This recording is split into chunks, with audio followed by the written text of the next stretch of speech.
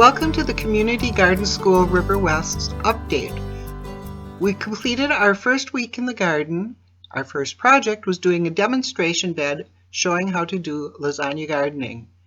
Brittany, who's our first student, turned this bed into a raised bed with flowers to show the corner of the lot.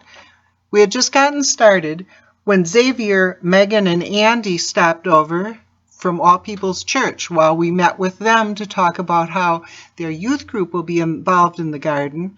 We filled the bed with soil, and many hands made light work. And before long, we had completely filled the bed with soil and layers of cardboard and compost, and planted and watered in the flowers for our first completed project. The next project was delineating a border and using a pickaxe. Brittany learned very quickly how to use a pickaxe, which was easier than she thought, although she said she was sore the next day.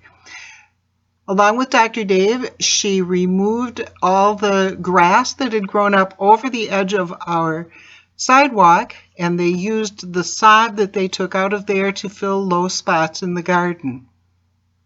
The next high point of our week was we received a lumber delivery on Friday. This was a generous donation from Bliffert Lumber in the neighborhood, and our driver, Steve, made short work of delivering that lumber and staging it in the garden.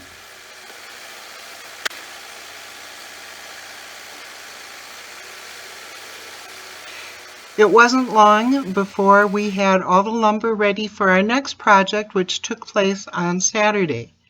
We would be cutting up the lumber into lengths appropriate for building raised beds. On Saturday, we had 2 new student volunteers. Brittany brought her friends, Trevor and Chris.